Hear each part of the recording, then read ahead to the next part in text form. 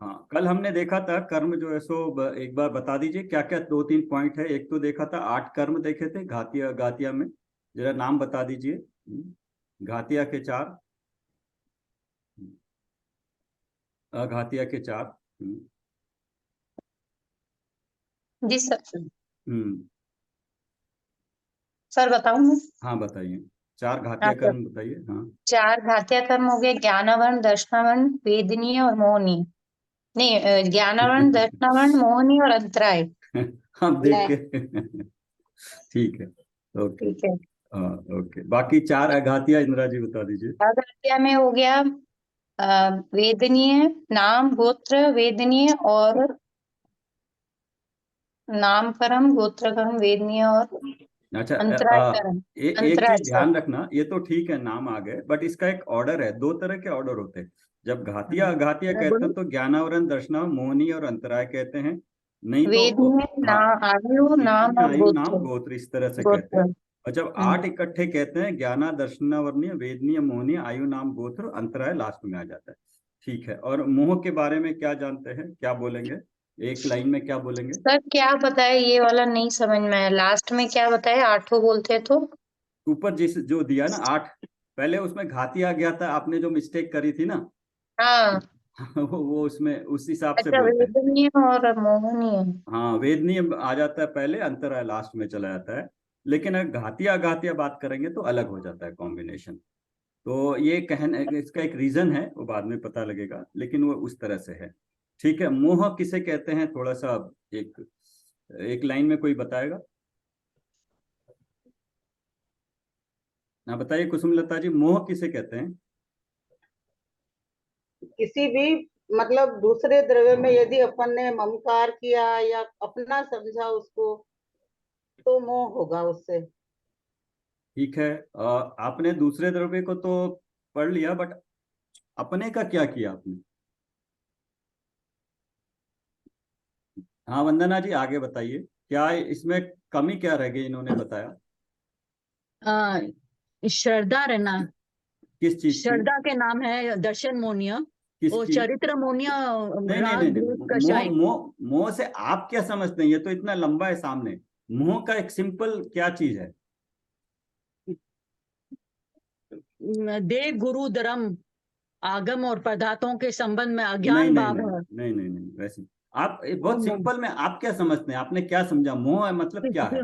किसी पर राग। मोह मतलब राग। पर द्रव्य पर ओके, राग। तो फिर राग को क्या बोलेंगे? जब राग है तो मोह को राग बोल दिया और राग को द्वेष बोल दिया, तो फिर ओके। हाँ कल्पना जी, आप बताइए, मोह किसे कहेंगे? हाँ, पर द्रव्यों में ममत्कार रहना, मोह, अपनत्व रहना। ओके, पर अपना द्रव्यों पर से द्रव्य ममत्व। में, पर द्रव्य अपनत्व रहना। ओके, अपने अपने बारे में कुछ नहीं बोला आपने। हाँ इंदिरा जी बोलिए। अपने में सम्यक गुण और मोह किसे कहते हैं? मोह किसे कहते हैं? मोह मतलब क्या है? आपको मोह है क्या है? तो क्यों है, क्यों क्यों कह रहे हो मोह है? किसी के ऊपर आसक्ति, किसी के ऊपर आ सकती है, अच्छा ठीक है। अपने अपने शरीर के ऊपर। ओके ठीक है, आपने एक चीज बोली है, और कोई बताए? हाँ राखी जी आप बोलिए। इष्ट अनिष्ट बुद्धि नहीं अभी रखना। रुकिए, आपने एक ही लाइन में सिंपल हमें जो समझ में आता है ना, आपको क्या समझ में आता है? इसमें तो बहुत कुछ लिखा है, बट उसका एक सार अगर देखेंगे तो क्या है राखी जी? सर मोह मतलब मिथ्यात्व भाव है सर। नहीं, वो मिथ्यात्व तो आपने वो डेफिनेशन बता दी। मोह से क्या समझते हैं आप? मतलब मेरे को मोह है तो क्या पर है? से महत्व है सर मेरे को। पर से ममत्व, आप पर पे ज्यादा जोर है आप लोगों का। Yes, हाँ, इसीलिए सर पर मोह पे है। ज्यादा है। तो स्व स्व के बारे में कुछ नहीं बोल रहे हैं। गुणमाला जी आप हैं? तो गुड मॉर्निंग। जय जिनेन्द्र। पर स्व को भूल कर पर में मतलब इष्ट अनिष्ट बुद्धि करना। स्व को भूलना ये मोह है, और पर में इष्ट अनिष्ट बुद्धि करना ये मोह है। ओके। हाँ विनीता जी ज्वाइन हो गई आप? हाँ।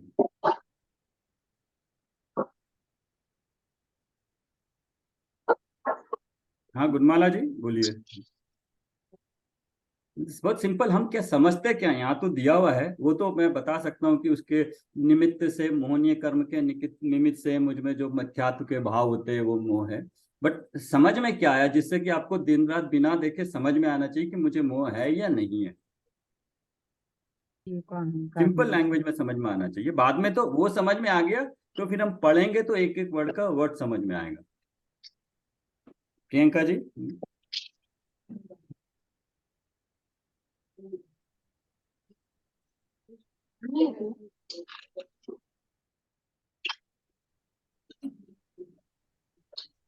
द्रव्य गुण और पर्याय में समझ नहीं है। नहीं, वो तो अभी आपने बोल दिया। अभी एक सिंपल में मतलब समझ में आया आपको भी, सबको भी कि हाँ भाई ये है। हाँ प्रमोद जी, आप बताएंगे मोह किसे मतलब क्या समझते हैं मोह से?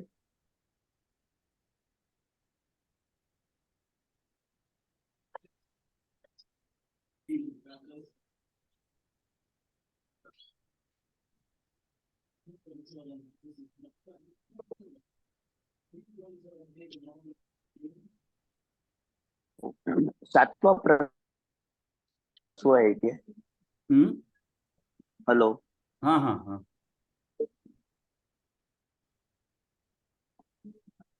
वो मौनीय कर्म का वो जो क्वेश्चन है उसके ऊपर आप।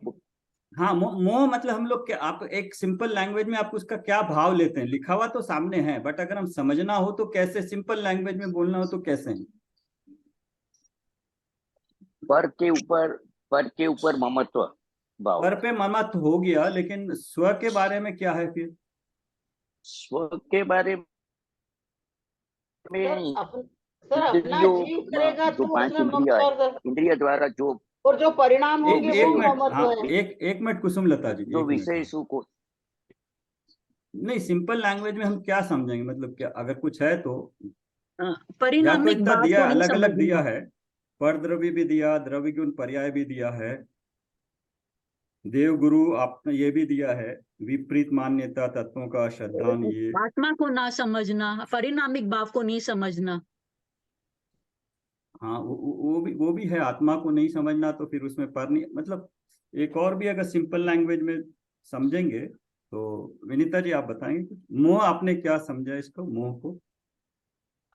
इसमें राग द्वेष सभी मोह में ही आ जाएंगे। नहीं, राग द्वेष तो आप नेक्स्ट पे चले गए, चारित्र पे चले गए। अभी तो मैं दर्शन मोहनी है, मतलब दर्शन मोहनी की इसमें अपेक्षा फिर से इसमें मिथ्यात्व आ जाएगा। हाँ मिथ्यात्व आएगा। तो मिथ्यात्व में क्या होता है, क्या होगा? मिथ्यात्व होने से क्या होगा? अज्ञान, हाँ, अज्ञान के कारण हाँ, मिथ्या समझ। सात तत्व का जो सच्चा श्रद्धान है उल्टी वैसा नहीं मान्यता होना, हो मतलब जाएगी। हाँ तत्व यस जैसे है वैसा उसको नहीं समझना। एग्जैक्टली। जैसी वस्तु है वैसी नहीं मानना अश्रद्धान है, बस। सिंपल में जैसी वस्तु है। अभी वस्तु में पर भी आ गया, स्व भी आ गया, सब। आपने पर बोला ना, तो पर हो गया, तो पर का तो आपने जान लिया, पर में एकत्व मत कर्तव्य, लेकिन स्व का तो ज्ञान नहीं हुआ ना। स्व स्व स्व में विकारी भाव है, एक समय की श्रद्धा है या पूर्ण श्रद्धा है या परिणामिक भाव है, वो पॉइंट निकल के नहीं आया ना जब पर बोला तो आपने। तो वस्तु में मस्तु जैसी है वैसे, सामान्य तरह से जैसी वस्तु है, तो वस्तु में मैं भी आ गया, पर भी आ गया, मतलब भाव जैसी वस्तु है वैसी नहीं जानना, और वो नहीं जानते हैं तो वैसी श्रद्धा नहीं होना। मतलब जैसी वस्तु है उस पर वैसी श्रद्धा नहीं होना, ये उसका भाव होता है। इसके अलावा कुछ और है तो आप बताइए कोई। समझ में आना चाहिए ना, ये लिखा हुआ है तो इतना सारा पढ़ा भी हमने, अभी देख के भी, लेकिन उसका भाव हम क्या लेके, भाव का मतलब हम बिना देखे पढ़े, जब भी मालूम पड़े हमको, अच्छा मिथ्यात्व है, मिथ्यात्व क्या होता है, मतलब जैसी वस्तु है वैसा मेरे को श्रद्धा नहीं है, उसके बारे में ज्ञान नहीं है, और ज्ञान नहीं है तो श्रद्धा नहीं है।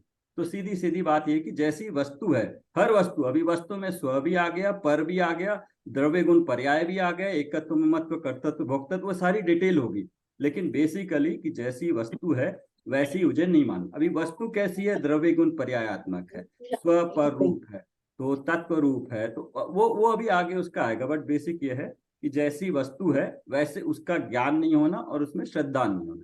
श्रद्धा नहीं है वैसी, तो श्रद्धा के लिए ज्ञान होना चाहिए, अज्ञान है जैसी वस्तु। ऐसे ही अभी राग और द्वेष, तो ये मोह होगा, दर्शन मोहनी की अपेक्षा से बात कर रहे हैं या श्रद्धान की अपेक्षा से। मतलब मेरा जो श्रद्धा गुण है वो विपरीत रूप अश्रद्धान रूप परिणमित हो रहा है, तो श्रद्धा में ये हो गया। और राग और द्वेष में क्या सूरज श्रद्धा में विश्वास मान्यता ये सब भी आ जाएगा ना? सर अभिप्राय श्रद्धा मान्यता मतलब तो उसके लिए पहले जानना पड़ेगा ना कि कैसे है, जानेंगे तभी तो श्रद्धा करेंगे। तो अभी और राग और द्वेष, राग और द्वेष का मतलब क्या होगा, क्योंकि ये दोनों चीजें अलग अलग हैं। क्योंकि हमें डाउट होता है ना कि मैं कषाई हो रहा हूं, और कषाई होना, क्योंकि कषाय होना सम्यक के बाद भी जीव कषाई होता है, लेकिन सम्यक नहीं होता है तब सम्यक अश्रद्धान भी होता है और कषाई रागी द्वेषी भी होता है। ये दोनों अलग अलग चीजें हैं। ये श्रद्धान गुण अलग है और राग और द्वेष चारित्र होने की अपेक्षा से। हाँ, तो राग मतलब किसी चीज को जब अश्रद्धान हुआ मतलब हमने चीज को नहीं जाना, जैसी चीज है वैसी नहीं जाना, तो कोई चीज को अपना माना। अपना माना तो अगर अपना मानने के बाद क्या हुआ, हम उस चीज को चाहेंगे तो वो राग हो गया। तो चाहने के लिए जो भी जिस तरह की भी कषाय होगी वो राग होगा। और कोई चीज ऐसी होगी जो हमें नहीं चाहिए होती है, हमें बुरी लगती है, उसको हम दूर करना चाहते हैं, वो द्वेष भाव हो गया। तो ये हो गया राग और द्वेष। मतलब अगर बिना कोई डेफिनेशन के समझे लेकिन भाव समझ में आता है कि मुझे अच्छी लग रही है, लेकिन अगर मिथ्यात्व नहीं है फिर भी राग द्वेष हो सकता है। कैसे? जब सम्यकदर्शी जीव को राग द्वेष होता है ना, क्यों? बट उसको मिथ्यात्व नहीं है, वो अपना मानता नहीं है, फिर भी राग द्वेष कर सकता है। तो ये दोनों में डिफरेंस है। दोनों साथ साथ भी जा सकते हैं और मिथ्यात्व बिना भी राग द्वेष हो सकता है, क्योंकि पांचवें गुण स्थान में मिथ्यात्व नहीं होता है लेकिन राग द्वेष होता है गुण की अपेक्षा। तो इसलिए ये ध्यान रखना थोड़े अलग अलग है। उसके बाद हमने कर्मों की अवस्थाएं देखी थी, एक बार पढ़ दीजिए, कोई बता दीजिए क्या है। 7 नंबर का है। बंध, सत्ता, उदय, उदीना, उत्कर्षण, अपकर्षण, संक्रमण, उपशांत, निधति, निकाचित। हाँ, ये 10 अवस्थाएं हो गई है। और बंध के 4 भेद कौन कौन से हैं? प्रकृति बंध, प्रदेश बंध, स्थिति बंध, अनुभव बंध। अच्छा, और बता दीजिए प्रकृति में क्या आएगा, मेन पॉइंट क्या रहेगा? प्रकृति उसका एक मिनट नेचर। और कोई बोल दीजिए। हाँ, वंदना जी आप बता दीजिए प्रकृति मतलब 8 कर्मों के बारे में। हाँ, तो कौन से वाले कर्म? और प्रदेश का मतलब?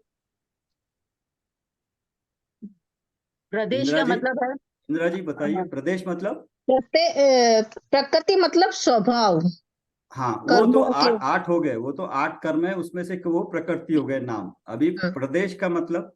प्रदेश का मतलब कितने कर्म रूप परिणमन परमाणु अपने कर्म के साथ बंधे हैं, संख्या। कितने परमाणुओं की संख्या।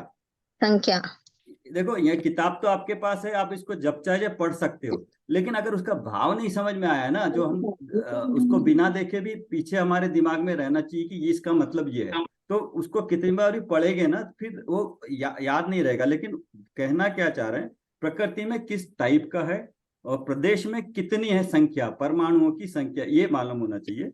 और स्थिति में कितने काल तक अपने कर्म बंधे हैं। हाँ, ठीक है। और अनुभाग में?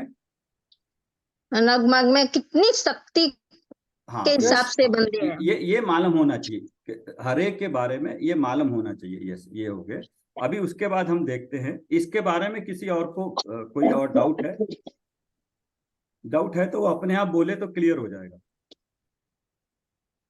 कर्मों के बारे में नए नए वर्ड्स है, इसको जब तक हम अपने आप दोहराएंगे नहीं ना तो हमारे मुंह में नहीं आएंगे, तो फिर स्मृति में भी नहीं जाएंगे। इसलिए बार बार इसको दोहराए हर कोई। तो ये की वर्ड्स हैं, अंडरलाइन कर लीजिएगा, जब भी पढ़े तो वो उसके बारे में याद रहेगा तो समझ में आएगा। ठीक है।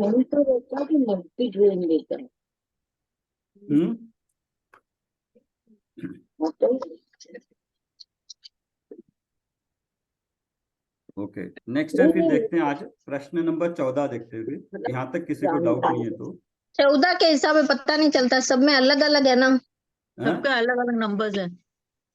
अच्छा, सत्व एंड सत्ता किसे कहते हैं?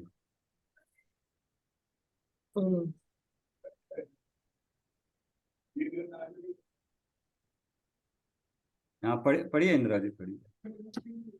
मेरे को पता नहीं चला ना। सत्व एंड अनुभाग बंद के बाद वो ऑर्डर में ही है। विनीता जी, आपके 2 मोबाइल है क्या? सर, 2 मोबाइल से मैं हो रहा है पढ़ूँ क्या? कनेक्ट? नहीं नहीं, एक ही है ना मेरा तो। नहीं, आपका नहीं। हाँ ठीक है, ओके। हाँ, सत्व अथवा सत्ता सत्ता सत्ता किसे किसे कहते हैं? हाँ। अनेक समयों में बंधे हुए कर्मों का विविक्षित काल तक जीव के प्रदेशों के साथ अस्तित्व होने का नाम सत्व अथवा सत्ता है। क्या मतलब हुआ? ऊपर तो कर्म जीव के परिणाम हुए, परिणामों के हाँ, निमित्त से पुद्गल परमाणु बंधे। टाइम, वो समय, टाइम कितने टाइम नहीं, तक अस्तित्व में रहते हैं। हाँ, नहीं, बंधे हुए कर्मों का, अनेक समयों में बंधे हुए कर्मों का। तो जैसे हाँ, अभी हमारे पास पिछले जितने भी अनादिकाल से जितने भी थे, बंध रहे थे, बिछुड़ रहे थे, बंध रहे थे, उदय में आ रहे थे। लेकिन जो सबसे लास्ट में बंधा था, जिसकी स्थिति अभी चल रही है, वो बंधा हुआ है अभी, लेकिन उदय में नहीं आया, तो वो सत्ता में है। अनेक समयों में बंधे हुए कर्मों का विवेक्षित काल तक, मतलब कितने काल तक बंधे हुए हैं, तब तक जीव के प्रदेशों के साथ अस्तित्व होने का नाम सत्व है, सत्ता है। हाँ, मतलब हमारे साथ साथ साथ चल रहे हैं वो, लेकिन अभी उदय में नहीं आ रहे हैं, लेकिन बंद तो उदय गए। में नहीं है।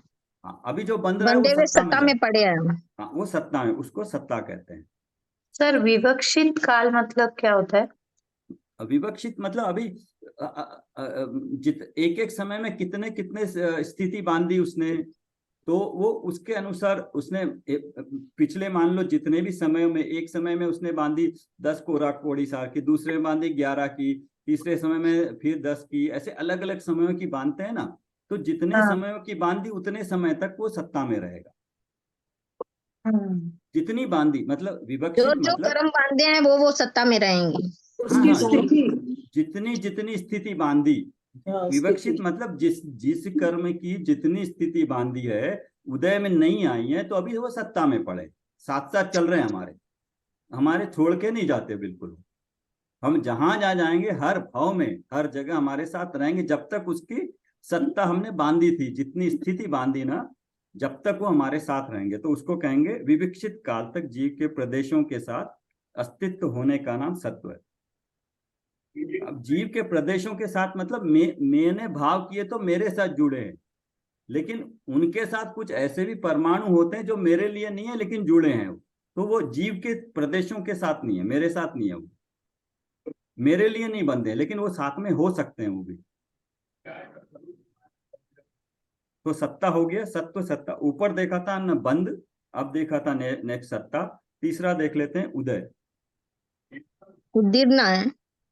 उदय किसे कहते हैं? उससे पहले है, उदीर्णा से पहले। अंजलि आई, अंजलि आ गई, अंजलि आ गई, अंजलि। हाँ,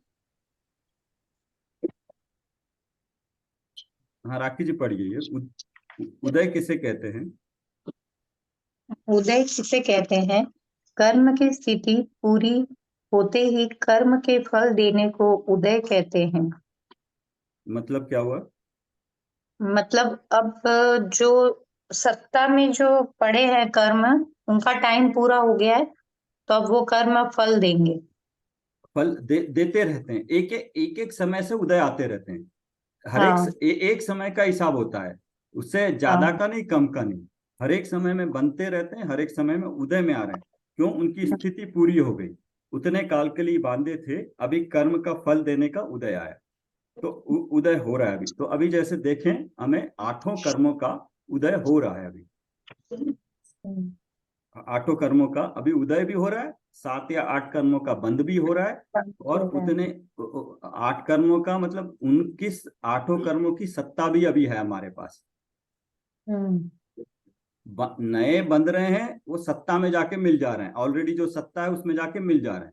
और जो मिले हुए हैं वो उदय में भी आके फल देके निकल जा रहे हैं, एक एक समय निकलते चले भी जा रहे हैं, ऐसे हो गया। ठीक है, उदीर्णा। उदीर्णा किसे कहते हैं? जीव के परिणामों के निमित्त से कर्म की स्थिति पूरी हुई पूरी हुए बिना ही कर्म के उदय में आकर फल देने को उदीर्णा कहते हैं। यस, ये जीव पहले के वाले में परिणामों के पहले वाले में उसमें डिफरेंस क्या है?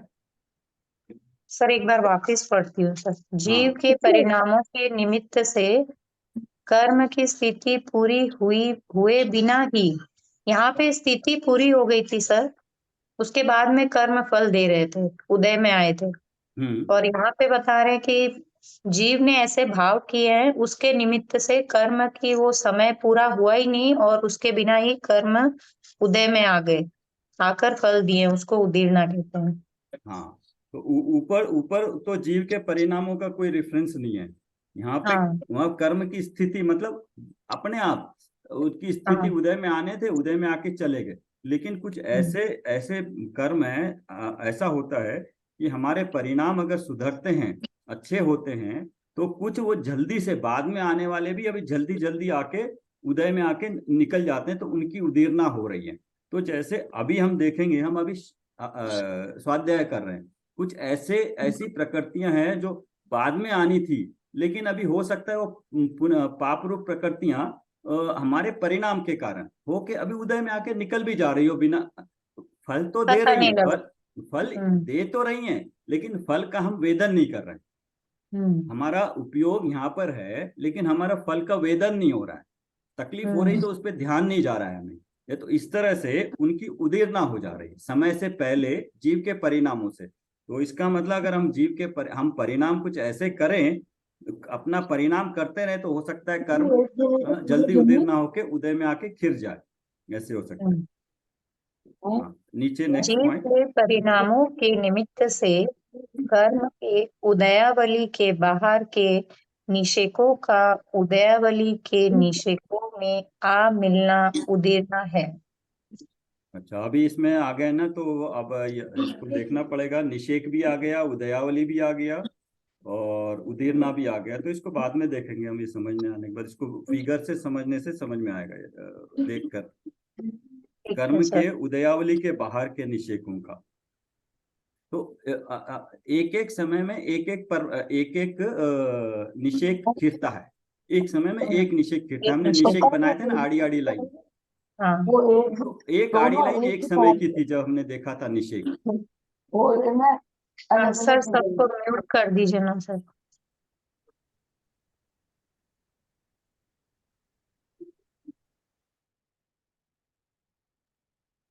तो हमने देखा था, जिसने अगर फिगर पहले समझा हो, निषेकों का हमने ड्राइंग किया था, आड़ी लाइनें डाली थी, एक एक समय के एक एक निषेक थे और एक एक समय में बंद रहे थे और एक एक उदय में आ रहा था। लेकिन कुछ जब उदय में आने वाले होते हैं, एक आवली तक का समय, आवली का मतलब एक समय से ज्यादा, आवली मतलब कुछ समय, कुछ सेकंडों की, एक सेकंड में असंख्यात आवली हो जाती है। उतने परमाणु आवली में आने के बाद वो खिरते ही खिरते हैं, वो ऊपर नीचे इधर उधर नहीं हो सकते। उन्होंने उदय में आके खिरना ही खिरना होता है, तो उसको उदयावली बोलते हैं। उसके बाहर के निषेकों का उदयावली के निषेकों में आ मिलना उदीर्णा है। ठीक है, ओके। अकाल पाक को उदीर्णा कहते हैं। ये काल की अपेक्षा है, जो जितने समय के लिए बांधे थे उसके बजाय उसका अकाल हो गया। ओके, काल की अपेक्षा अकाल हो गया।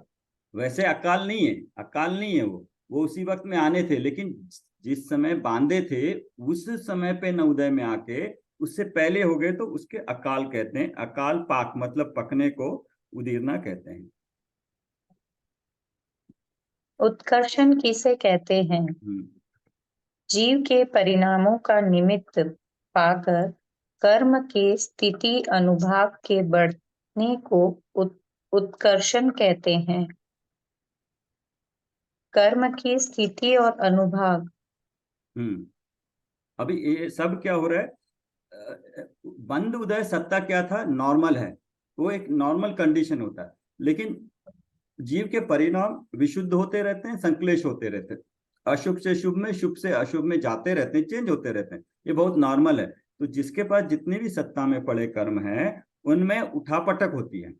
मतलब जो जिस स्थिति बांधी थी उसकी स्थिति या तो कम हो जाएगी या बंद हो जाए, अगर बाद में होंगे, या फिर उसका अनुभाग है तीव्र हो जाएगा या मंद हो जाएगा। तो ये चलता रहता है उसमें। तो चलता रहता है तो उत्कर्षण किसे कहते हैं? जीव के परिणामों का निमित्त पाकर कर्म के स्थिति अनुभाग को बढ़ने को। कर्म की जो स्थिति है, पहले मानो हमने एक कोड़ा कोड़ी सागर तक की बांधी थी, वो वाला कर्म, वो अभी क्या होगा, एक कोड़ा कोड़ी सागर पे उदय आना चाहिए था ना अभी, लेकिन उसकी स्थिति बढ़ गई 2 कोड़ा कोड़ी सागर पे। मतलब ये 1 कोड़ा कोड़ी सागर पे उदय पे नहीं आएगा समय होने पे, वो बाद में उदय में आएगा। तो स्थिति उसकी बढ़ गई। अनुभाग भी पहले मंद था, अभी वो तीव्र हो गया। मतलब जब भी उदय में आएगा वो तीव्र का फल देके जाएगा।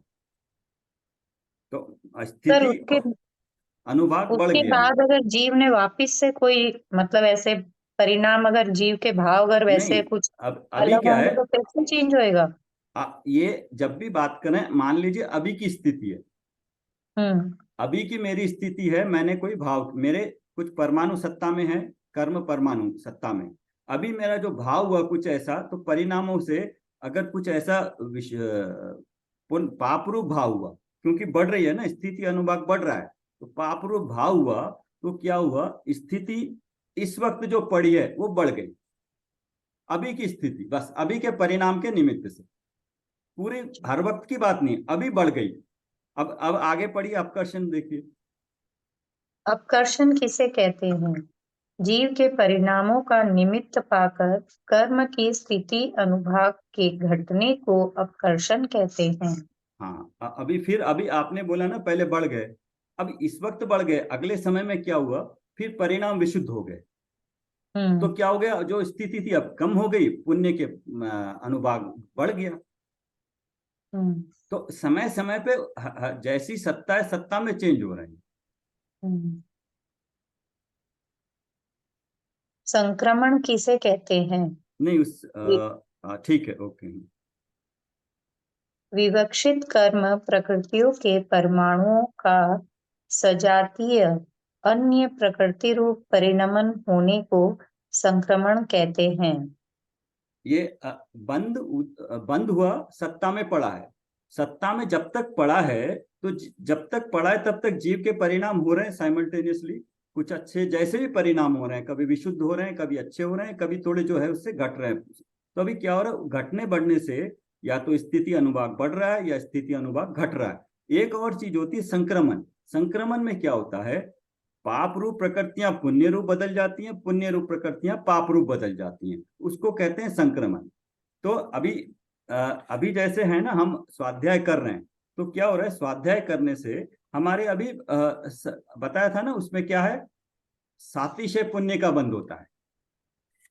हमने पढ़ा था ना, ये 10वां 28 पेज पे 10वां पॉइंट, कि शास्त्र अभ्यास से तत्काल ही इतने गुण प्रकट होते हैं।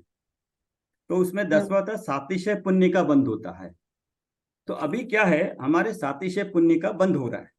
हम कोई जानबूझ के उसको बंद करना बोल के कर भी नहीं सकते, ना कर रहे हैं, लेकिन हम तो स्वाध्याय कर रहे हैं। जी मतलब हम स्वाध्याय कर रहे हैं, हमारे स्वाध्याय के निमित्त से कर्मों में सातिशय बंद हो रहा है। अभी क्या हो रहा है संक्रमण में, अभी उसमें संक्रमण कैसे होगा, जो पुण्य प्रकृति पुण्य बंध रही हैं, तो क्या हो रहा है, जो पुरानी हमारी असाता रूप थी, पाप रूप थी, वो कुछ प्रकृतियां पुण्य रूप बदल रही हैं, तो उसको कहते हैं संक्रमण। उसकी प्रकृति बदल जा रही है अभी। सर दोनों ही हो सकते हैं इसमें, पुण्य पाप में जा सकता है, पाप पुण्य में। हाँ, संक्रमण में अब मैं एग्जाम्पल दिया क्योंकि हम अभी वो हो रहा है। अभी इसके विपरीत, जैसे ही स्वाध्याय से बाहर निकले तो जो हमारी विशुद्धि थी वो कम हो गई, संसार के हमारे भाव चले गए, वहां उपयोग चला गया, विशुद्धि कम हो गई। तो जैसे ही कम हुई तो कुछ पाप रूप प्रकृतियां बननी शुरू हो जाती है। तो क्या होगा, जो पुण्य रूप बांधी थी वो भी पाप रूप होनी शुरू हो जाती है। तो उसकी तीव्रता के अनुसार स्थूल रूप में, कि उस हिसाब से वो दोनों संक्रमण होना शुरू हो जाता है, दोनों। तो संक्रमण मतलब विवक्षित कर्म प्रकृतियों के परमाणुओं का, पढ़िए इसको। विवक्षित कर्म प्रकृतियों के परमाणुओं का सजातीय अन्य प्रकृति रूप परिणमन होने को संक्रमण कहते हैं। जैसे विशुद्ध परिणामों के निमित्त से पूर्वबद्ध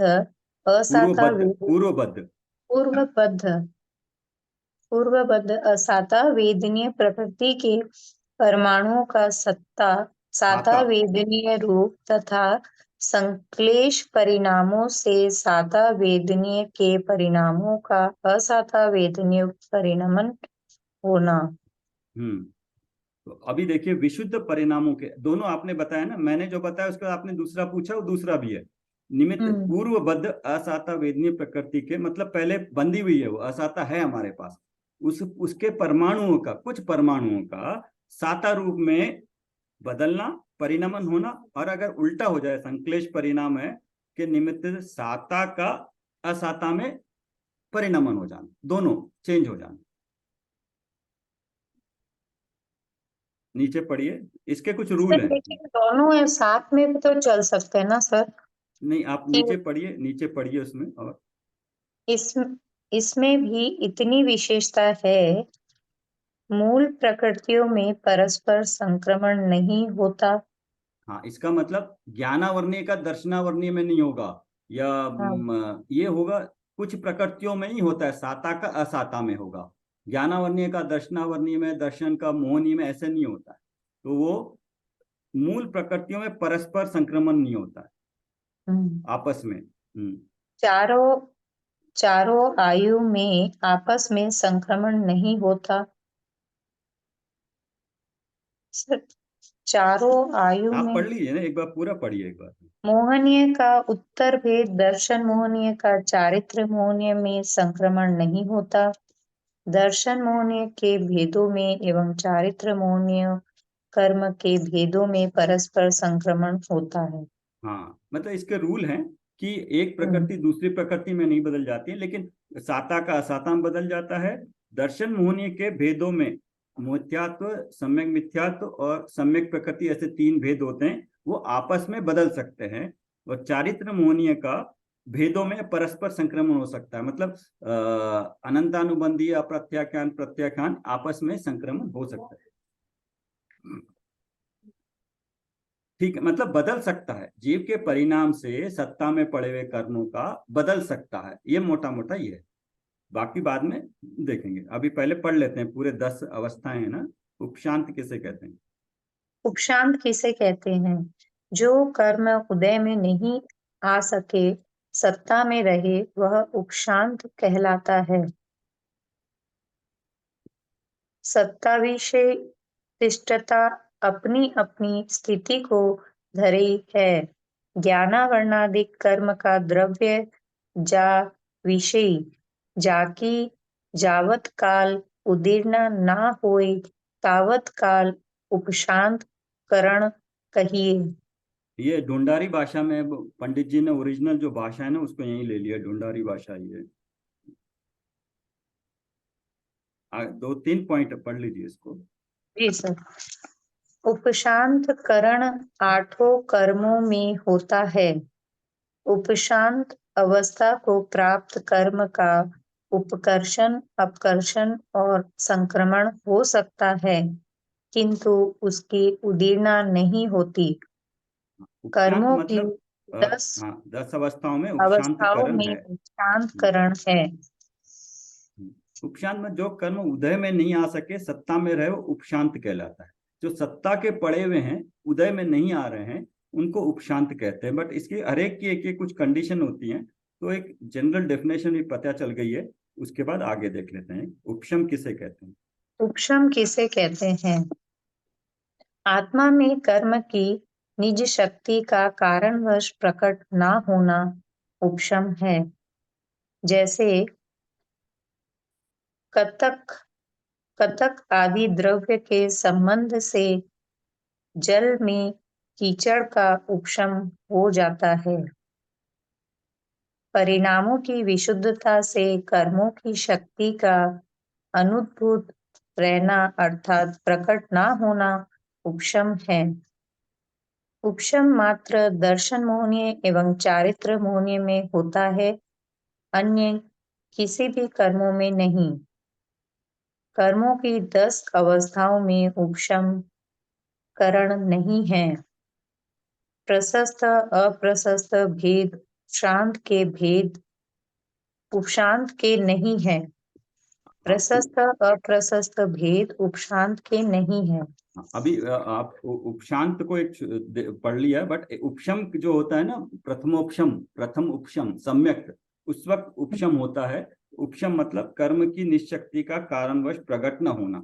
आत्मा में कर्म उदय में आने होते हैं, लेकिन कुछ देर के लिए रुक जाते हैं, उनको दबा दिया जाता है, उदय में आने लायक नहीं बनाते हैं, उनको बोलते हैं रुक जाओ अभी। क्यों? क्योंकि जीव के ऐसे परिणाम चल रहे होते हैं कि वो कर्म उदय में आ नहीं सकते हैं। तो मिथ्यात्व ये होता है दो में ही, दर्शन मोहनीय चारित्र मोहनीय में ही उपशम होता है। तो दर्शन मोहनी का उपशम होता है, तो मिथ्यात्व कर्म को जीव के परिणामों के निमित्त से उदय में आने नहीं दिया जाता है। जब उदय में नहीं आता है तो मिथ्यात्व उदय नहीं होता है, तो सम्यक होता है, तो सम्यक होता है तो मिथ्यात्व का बंध भी नहीं होता है, तो उसको उपशम कहते हैं। ये आज यहाँ पे रुकते हैं, ये 10 यहाँ पे डेफिनेशन हो गई है। तो रोज थोड़ा थोड़ा पढ़ेंगे, क्योंकि समझ में आना बहुत मुश्किल होता है, याद रखना खासकर समझ के। तो हम इसको करते हैं, पंचकल्याणक प्रतिष्ठा महोत्सव को पढ़ लेते हैं एक बार। असाइनमेंट लिखना है ना सबको, होगी वो, क्योंकि उसमें पढ़ना ही है, तो पढ़ सकते हैं उसको। सर मेरे को, सर ये जो अपन ने पढ़ा है सर, इसको एग्जाम पॉइंट ऑफ व्यू से क्या लिखेंगे सर ऐसे? ये तो क्वेश्चन आंसर है ना सर? ये तो बाद में थर्ड में है ना, पहले हम सेकंड का देख लेते हैं। अच्छा, सेकंड में एक तो वो था ना, नए चक्र था, वो हो गया। अब पंचकल्याणक प्रतिष्ठा महोत्सव है, ये वाली बुक पढ़ लेते हैं, ठीक है ना? ये एक बार इसको सिर्फ एक रीडिंग ही करना है, लेकिन सबके साथ अकेले पढ़ने में थोड़ा वो होता है, सब एक साथ पढ़ लेंगे तो हो जाएगा एक बार।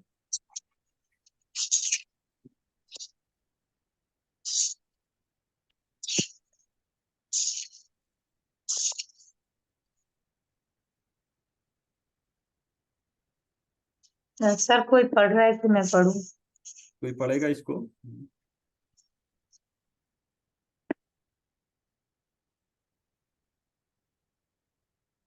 पढ़ लीजिए, आप ही पढ़ लीजिए। पंच कल्याणक प्रतिष्ठा महोत्सव, पहला दिन। पंच कल्याणक प्रतिष्ठा महोत्सव जैन समाज का सर्वाधिक महत्वपूर्ण नैमित्तिक महोत्सव है। इसका आयोजन एक विशाल मेले के रूप में होता है। इसमें देश के कोने कोने से लाखों जैन भाई और बहनें एकत्रित होते हैं। लगातार 8 दिन तक चलने वाले इस विशाल मेले की तैयारियां कुंभ के मेले के समान महीनों पहले से चलती है।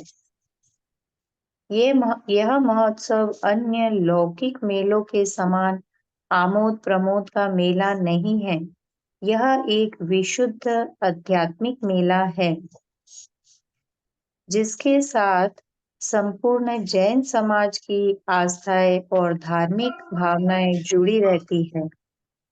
इसमें खान पान और खेलने कूदने की प्रधानता नहीं रहती, अपितु संयम और तप त्याग की प्रधानता होती है। वातावरण एकदम आध्यात्मिक बन जाता है।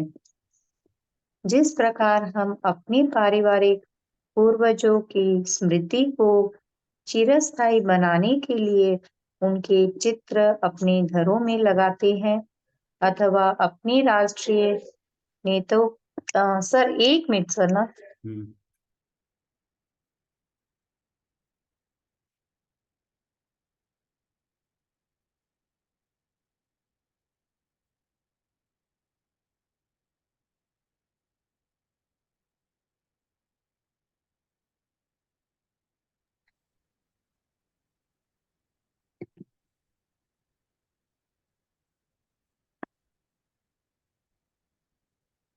हाँ,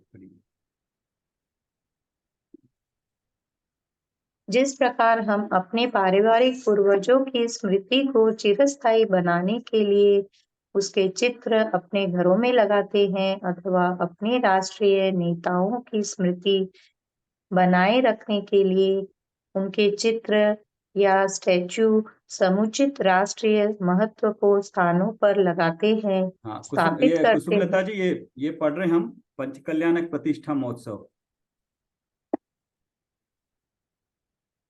यथा अवसर, मूल्यार्पण आदि के द्वारा उसका सम्मान करते हैं, उसी प्रकार अधिकांश धर्मों में अपने धर्म पूर्वजों, धार्मिक नेताओं,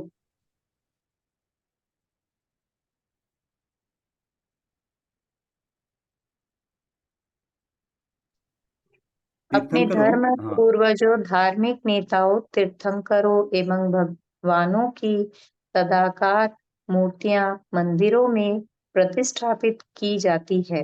हाँ, आगे कुसुमलता जी पढ़ लीजिए। जैन धर्मावलंबी भी। जैन धर्मावलंबी भी तीर्थंकरों की तदाकार मूर्तियां जिन मंदिरों में प्रतिष्ठापित करते हैं, स्थापित करते हैं, इस परम पावन भारतवर्ष में हजारों जिन मंदिर हैं और उनमें लाखों जिन बिंब मूर्तियां विराजमान हैं, जिनके दर्शन, पूजन और भक्ति प्रतिदिन लाखों जैन भाई बहन करते हैं। लाखों लोग तो ऐसे हैं जो उनके दर्शन के बिना, उनकी पूजन बिना भोजन भी नहीं करते। जिन मंदिरों में विराजमान जिन बिंबों का अपना एक महत्व है, वे जिन बिंब हमारी संस्कृति के प्रतीक ही नहीं, संरक्षक भी है। संपूर्ण देश में बिखरे हुए लोग लाखों जिन बिंब हमारे समृद्ध अतीत के सबूत तो है ही, यह भारत हमारी मूल भूमि है, इसके भी सशक्त प्रमाण हैं। पाषाणों में उत्कीर्ण या धातुओं में ढले ये वीतरागी जिन मूर्तियां तब तक पूजने योग्य नहीं माने जाते जब तक कि उनकी विधि पूर्वक प्रतिष्ठा नहीं हो जाती। इसी प्रतिष्ठा विधि को संपन्न कराने के लिए जो महोत्सव होता है, उसे पंच कल्याणक महोत्सव कहते हैं। यह पंच कल्याणक प्रतिष्ठा महोत्सव आत्मा से परमात्मा बनने की प्रक्रिया का महोत्सव है। इस महोत्सव में पंच कल्याणक संबंधी क्रिया प्रक्रियाओं के माध्यम से आत्मा से परमात्मा बनने की प्रक्रिया का प्रदर्शन होता है। विद्वानों के प्रवचनों के माध्यम से समागत श्रद्धालुओं को आत्मा से परमात्मा बनने की विधि बताई जाती है। विश्व के समस्त दर्शनों में जैन दर्शन ही एक ऐसा दर्शन है जो यह कहता है कि प्रत्येक आत्मा स्वयं परमात्मा है। अपना यह आत्मा स्वभाव तो परमात्मा है ही। यदि स्वयं को जाने, पहचाने और स्वयं में ही रम जावे तो प्रकट रूप से पर्याय में भी परमात्मा बन सकता है। हमारे पढ़ू अभी, अच्छा यहाँ पूरा पढ़ लेती हूँ इसको पहले। हाँ पढ़। हमारे 24 ही तीर्थंकर अपनी पिछली पर्यायों में हमारे समान ही पामर पर्यायों में थे, पर उन्होंने स्वयं को जाना, पहचाना, स्वयं का अनुभव किया, स्वयं में ही समा गए, परिणाम स्वरूप तीर्थंकर बने, सर्वज्ञ हुए। भले ही इस प्रक्रिया से संपन्न करने में उन्हें 10-5 भव लग गए हों, पर उन्होंने अपने परमात्मा स्वरूप को प्राप्त कर ही लिया। भगवान महावीर ने यह महान कार्य अपने 10 भव पहले शेर की पर्याय में आरंभ किया था और भगवान पार्श्वनाथ ने यह कार्य हाथी की पर्याय में आरंभ किया था। इससे सिद्ध होता है कि जैन दर्शन मात्र नर से नारायण बनाने वाला दर्शन नहीं है, अपितु पशु से परमेश्वर बनाने वाला वीतरागी दर्शन है। पंच कल्याणक के इसको बोलना है कि पढ़ूं, सरल है? नहीं सरल है। कि कोई पॉइंट और है तो आप जो भी बताना चाहे इंपॉर्टेंट बता सकते हैं, बट मेन पॉइंट ये है कि पंच कल्याणक का निमित्त ना अगर हम अटेंड करते हैं पंच कल्याणक प्रतिष्ठा महोत्सव, वो कहते हैं कि वो सम्यक दर्शन प्राप्त करने में निमित्त तो हो सकता है। वो अगर हम अच्छी तरह से उसको समझे ना तो वो हमारे सम्यक दर्शन प्राप्त करने में निमित्त हो सकता है, क्योंकि इसमें बता रहे हैं ना कि इसमें जो पूरे भाव से लेकर भगवान बनने तक की पूरी क्रिया है प्रतिदिन, उस बारे में डिटेल में बताया जाता है। तो जो बताया जाता है महोत्सव होता है, उसी के बारे में इस किताब में बताया गया है। तो ये भी एक अच्छा ज्ञान है कि कैसे किन परिणामों से कैसे सामान्य जीव होता है, वो भी हमारी तरह ही था, लेकिन क्या ऐसे भाव किए थे उसने जिससे कि उसको तीर्थंकर पदवी मिली, और उसको 5 कल्याणकों में क्या क्या हुआ था वो भी बताते हैं इसमें। और दूसरा चीज ये बताया हमारे महोत्सव है ये, इसमें वही है हमारा महोत्सव है तो ये संयम और तप त्याग की प्रधानता होती है, ना कि उसमें आमोद प्रमोद का। आध्यात्मिक मेला है ये, महोत्सव है लेकिन इसमें संयम और तप त्याग की प्रधानता होती है। और मूर्तियों को, जो सामान्य पत्थर की मूर्तियां होती है, उनको किसी विधि से उनको पूजनीय प्रतिष्ठा होती है, पूजने योग्य बन जाती है, तो उसको ही प्रतिष्ठा महोत्सव कहते हैं। उस प्रतिष्ठा में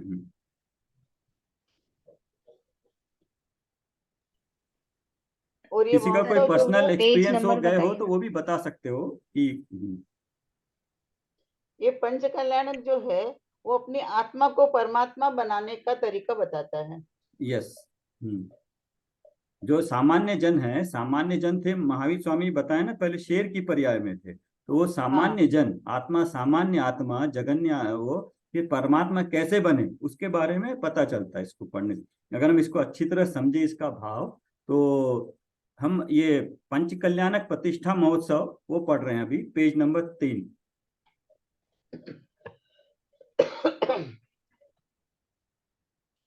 पढ़ो। हाँ पढ़िए, और कोई तो है नहीं अभी, और ये कोई पढ़ेगा तो बता दे। पंच कल्याणक वे महान क्रांतिकारी घटनाएं हैं जो प्रायः प्रत्येक तीर्थंकर के जीवन में घटित होती है और उनके परम कल्याण का कारण बनती है। यद्यपि कतिपय तीर्थंकरों के जीवन में 2 या 3 ही कल्याणक होते हैं, पर यह बात अपवाद के रूप में ही समझना चाहिए।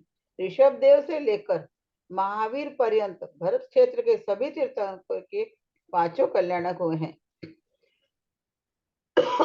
अतः मूर्तियों की प्रतिष्ठा के लिए पंच कल्याणक महोत्सव ही होते हैं, 2 कल्याणक महोत्सव या 3 कल्याणक महोत्सव नहीं। देश या विदेशों में विद्यमान जिनालयों में जितने भी जिन बिंब विराजमान हैं, वे सभी इन पंच कल्याणकों में ही प्रतिष्ठित हुए हैं, और भविष्य में भी जितने भी जिन बिंब विराजमान होंगे, वे सब भी इसी विधि से विराजमान होंगे। इस प्रकार यह महोत्सव एक अत्यंत आवश्यक महोत्सव है। इसका सर्वथा निषेध करना श्रमण संस्कृति के लिए घातक भी हो सकता है। हाँ, यह बात अवश्य है कि जहाँ पहले से ही अनेक जिनालय विद्यमान हैं, उनमें अनेकानेक जिनबिंब विराजमान हैं, वहां बिना आवश्यकता के मात्र अपने मान पोषण के लिए मंदिर बनाना, उनमें जिनबिंब विराजमान करना, तदर्थ पंच कल्याणक प्रतिष्ठा महोत्सव कराना अवश्य अनावश्यक है। इस प्रकार के उत्सवों को अवश्य हतोत्साहित किया जाना चाहिए, पर जहाँ जिनालय हो ही नहीं, वहां तो उनका बनाना अत्यंत आवश्यक है। उनमें जिन बिंबों का विराजमान करना भी जरूरी है, और तदर्थ पंच कल्याणक भी आवश्यक है ही। हाँ, इसमें एक क्या? पॉइंट बता रहे हैं कि हम जब देखते हैं ना, कि अभी आप देख रहे होगे कम से कम जहाँ तक मेरे को मालूम है 5 पंच कल्याणक अभी होने वाले हैं, अगले 3-4 महीने में 5 पंच कल्याणक होने वाले हो। तो अपने ऐसा विचार आता है ना कि क्या ऑलरेडी इतने मंदिर है, एक ही जगह पे इतने मंदिर है, और क्यों बना रहे हैं, क्या कारण है। तो हम सोचते हैं क्यों बना रहे हैं, बेकार का फिजूल खर्ची है, पुराने मंदिर है, उनकी मेंटेनेंस नहीं होती है, पुजारी नहीं है, इस तरह से हम सोचते हैं। तो इस क्वेश्चन का उन्होंने यहाँ पर जवाब दिया है यहाँ पे। क्या विदेशों में बन रहे मंदिर भी अनावश्यक है? पूरे काठियावाड़ में एक भी ढंग का दिगंबर जिन मंदिर नहीं था, और आध्यात्मिक सत्पुरुष श्री कांजी स्वामी के पुण्य प्रताप से वहां लाखों नए दिगंबर जैन बने, और उन्होंने अपने अपने नगरों में अनेक दिगंबर जैन मंदिर बनवाए। क्या इन मंदिरों का निर्माण भी अनावश्यक था? क्या वहां होने वाले पंच कल्याणक भी अनावश्यक थे? इसी प्रकार प्रत्येक नगर में नई नई कॉलोनियां बन रही है, जिनमें सैकड़ों जैन परिवार भी बसते जा रहे हैं। मुख्य नगर से मीलों दूर बनने वाले इन उपनगरों में भी जिनालयों का निर्माण अत्यंत आवश्यक है। तदर्थ पंच कल्याणक भी आवश्यक ही है। न तो नए बनने वाले प्रत्येक जिन मंदिर का निषेध ही आवश्यक है, और न बिना विचारे समर्थन करना ही ठीक है। इसी प्रकार न तो प्रत्येक पंच कल्याणक का विरोध उचित है, और न ही बिना समझे समर्थन करना ठीक है। प्रत्येक के संबंध में व्यक्तिगत रूप से गुण दोष के आधार पर सहमति और असहमति व्यक्त की जानी चाहिए। देश की पढ़ो और आगे ना। हाँ मैं पढ़ लेता हूँ, ठीक है। देश की बढ़ती मैं हुई, पढ़ दूंगी, कोई बात नहीं, मैं पढ़ू। हाँ हाँ, देश की बढ़ती हुई जनसंख्या को देखकर, जहां एक और अधिक संतान पैदा करने वालों को परिवार नियोजित करने के लिए प्रेरित किया जाता है, उनके लिए सरकार की ओर से जिस अस्पताल में परिवार नियोजन की सब सुविधाएं जुटाई जाती है, वहीं दूसरी ओर उसी अस्पताल में उनका भी इलाज किया जाता है जिनके संतान नहीं होती, क्योंकि जिनके 1-2 संतानों हैं उन्हें तो अधिक संतानें आवश्यक नहीं है, पर जिनके संतान है ही नहीं उन्हें तो संतान चाहिए ही।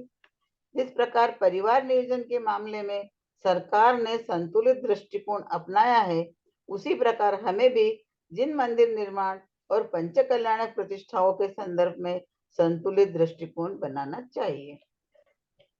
मतलब ये है कि कहीं नई कॉलोनियों में बनाना जरूरी है वहां के लोगों के लिए। हाँ, ये आप इंदौर में और देखोगे, इंदौर में उनके हर एक एक एरिया में एक एक मंदिर है हर एक के। क्यों? क्योंकि वहां पे इतनी सारी पब्लिक है, इतने सारे धर्मार्थी हैं, जैन समाज इतनी है कि, और एक जगह से दूसरी जगह बहुत बड़ा इलाका है, तो रोज अगर सवेरे देव दर्शन करना हो तो पास में मंदिर चाहिए ना। तो हर एक जगह पास पास में क्या, हर एक एक कॉलोनी में, क्योंकि वहां पे 100-200 लोग रहते हैं, घर है, वहां पे एक एक मंदिर बनाया हुआ, प्रतिष्ठा की हुई है, तो उस अपेक्षा से वो ठीक है। तो मंदिर भी बनाना और फिर उसकी प्रतिष्ठा भी करना जरूरी है। मंदिर बनेगा तो मूर्ति लगेगी मूल नायक की, और मूल नायक की मूर्ति लगेगी तो प्रतिष्ठा तो होगी, और पंच कल्याणक तो हो गई। हाँ, उसके होगी। बिना तो उसकी प्राण प्रतिष्ठा नहीं होगी ना। इसलिए जरूरी है। यस।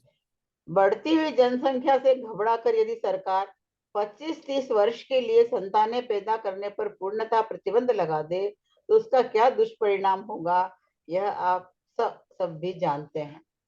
आरंभ के 25-30 वर्ष तक यदि कोई बालक न रहेगा तो उसके बाद के वर्षों में जवान कहाँ से आएंगे? जब जवान ही नहीं होंगे तो फिर दोबारा उत्पत्ति क्रम भी कैसे संभव होगा?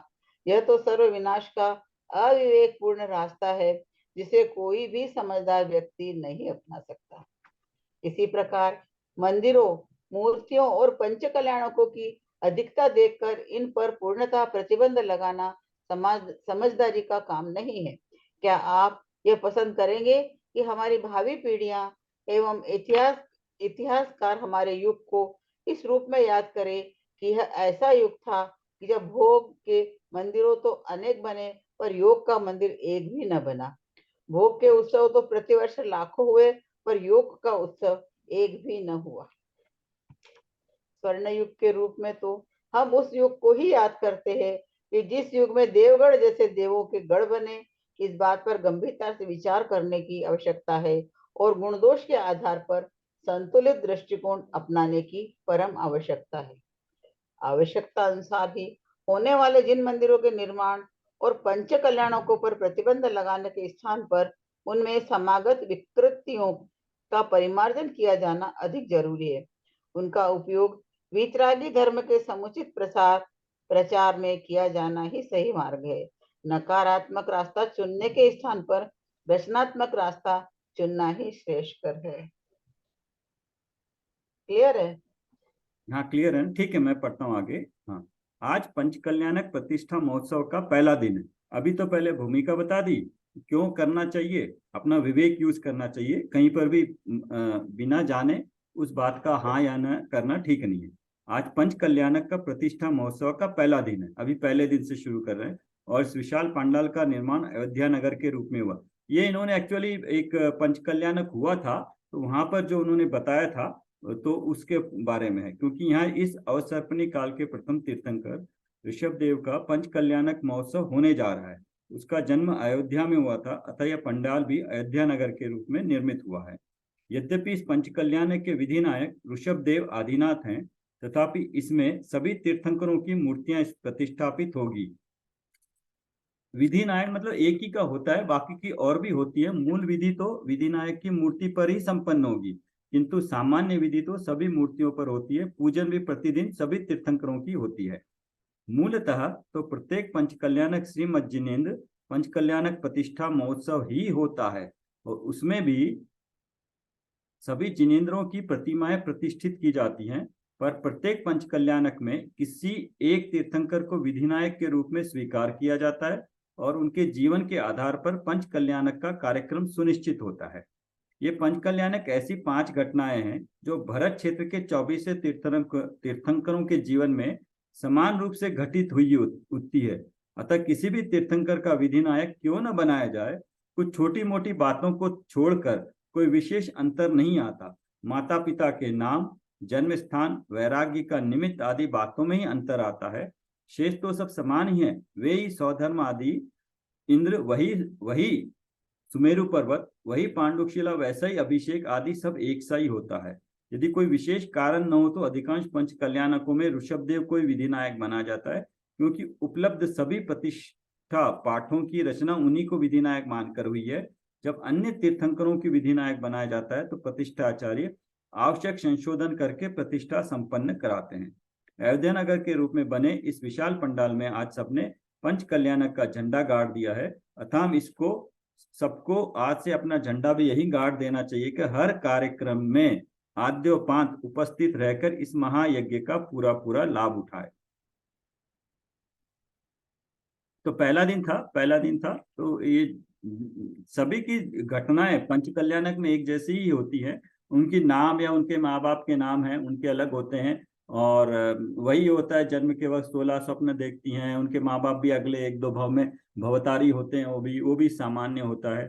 5 कल्याणक होंगे, फिर किसी न किसी कारण से वैराग्य होता है, तो वैराग्य होना होता है, कोई ना कोई निमित्त बन ही जाता है किसी न किसी का अलग अलग तरीके से।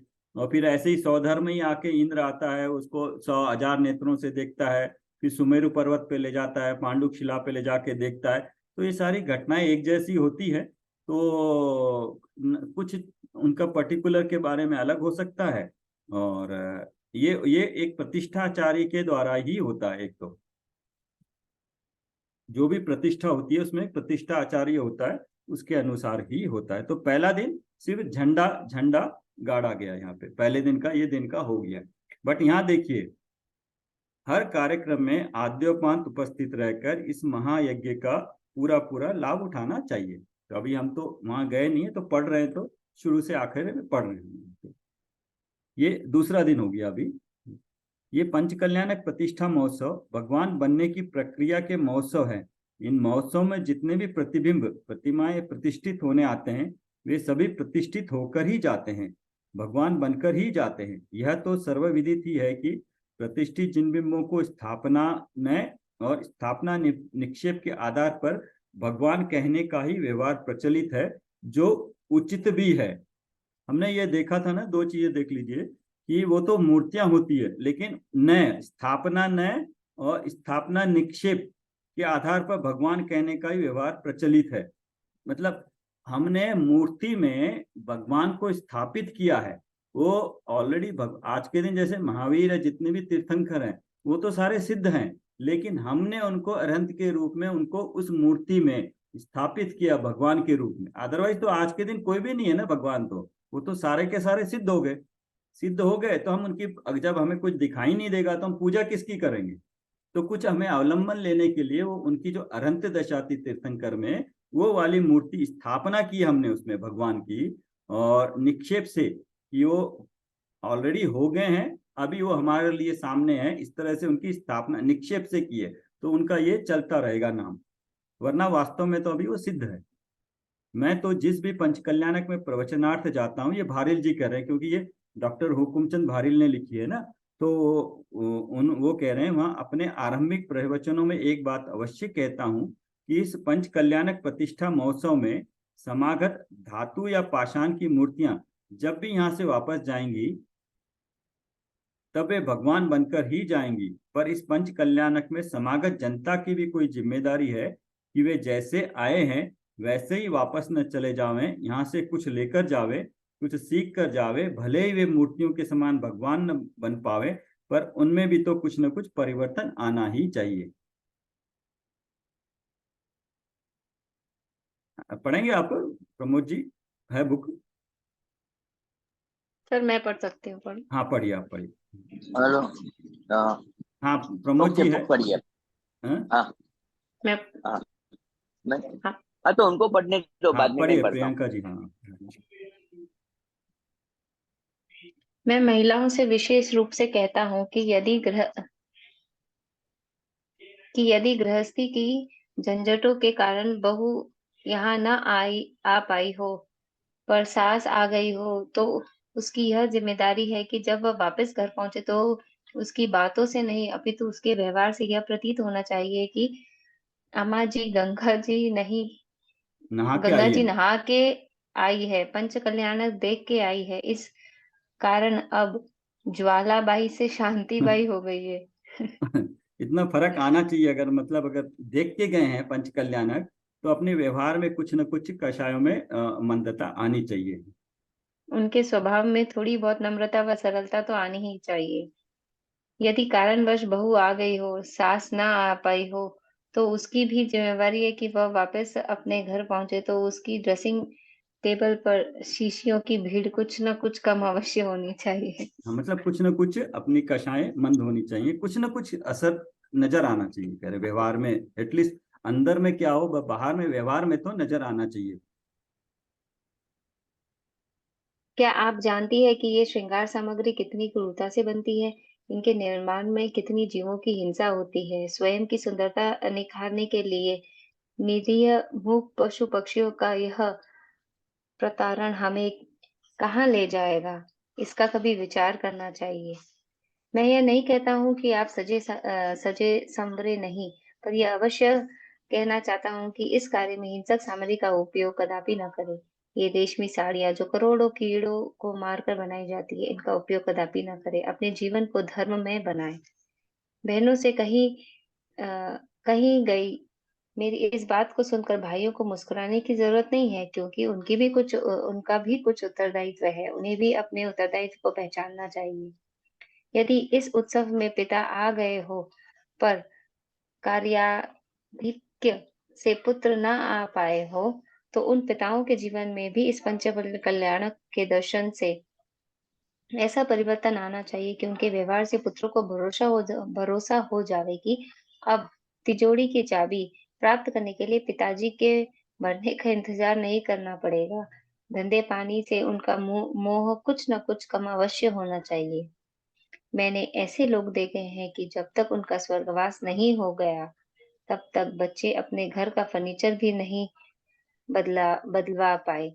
उनके मरने के उपरांत ही घर में कुछ परिवर्तन संभव हो पाया है। इतना भी घर से क्या चिपटना। अब उम्र हो गई है तो घर से विरक्त होकर आत्महित में प्रवृत्त होना ही चाहिए। हाँ, ये बारिल जी है ना, हमने समाधि मरण में या उसमें भी देखा था, किसी और बुक में भी, वो जो विषय से थोड़ा हटके एक चिंतक रूप में, जागरूक रूप में कुछ समाज के प्रति भी वो अपनी भावनाएं प्रकट करते हैं। तो यहाँ पे बता रहे हैं किस तरह से जीवन में, मतलब ये देखने के बाद, पंच कल्याणक जाने के बाद कुछ तो अपने जीवन में कषायों में विषयों के प्रति कुछ तो हमारी आसक्ति कम होनी चाहिए। और किस तरह से हो सकती है, एक एक उदाहरण यहाँ पे दिया है। यदि इस पंच कल्याणक में पिता न आ पाए हो और पुत्र आ गए हो, तो उनमें भी कुछ न कुछ बदलाव तो आना ही चाहिए। उनके घर लौटने पर उनके माता पिता की कम से कम यह चिंता तो समाप्त होनी ही चाहिए कि अब हमारे देहांत के बाद भी ये जिन मंदिर बिना पूजा पाठ के नहीं रहेंगे। इनमें वैसा ही हलचल रहेगी जैसा कि आज रहती है। इन पंच कल्याणकों में प्रतिष्ठित जिन बिंबों की पूजा पाठ कौन करेगा, उनकी यह चिंता तो समाप्त होनी ही चाहिए। आप जरा सोचिए तो सही कि आप शांति के इस महायज्ञ में पधारे हैं, तो क्या आपका चित्त रंच मात्र भी शांत न होगा? विषय कषाय की ज्वालाएं वैसी की वैसी ही चलती रहेगी। जब हम बहुत गर्मी का अनुभव करते हैं तो 5 मिनट के लिए स्नान घर में चले जाते हैं और ठंडे पानी से नहाते हैं तो हमारी गर्मी शांत हो जाती है। तो क्या हमारे ये 8 दिन के पंच कल्याणा का महोत्सव उस 5 मिनट के स्नान घर से भी गए बीते हैं, जो इनमें 8-8 दिन रहकर भी हमारे चित्त में रंच मात्र भी शांति ना आवे? इस महोत्सव की लाज आपके हाथ में है। पत्थर की मूर्तियां तो भगवान बन के जाएंगे, पर हम तो चैतन्य तत्व हैं। क्या हम पत्थर की जड़ मूर्तियों से भी गए बीते हैं, जो वैसे के वैसे ही चले जावेंगे? आज हम सब को इस बात पर गंभीरता से विचार करना चाहिए। यहाँ पर देख, आप 7 तत्वों को कैसे इनडायरेक्ट वर्णन है बता सकती हैं इसमें से? अभी जैसे जीव चैतन्य तत्व बताया, हाँ, जीव तत्व बताया, ऊपर विषय कषाय बताया जिसके कारण आश्रव बंद हो रहा है और भगवान मुक्त हो रहे हैं, मोक्ष तत्व बताया है। तो आगे आएगा समर और निर्जरा किस तरह से होता है तो अब वो जैसे बताएगा। ये पत्थर की मूर्तियां हैं उनमें जैसे ये कर रहे हैं तो ये है तो अजीब ही।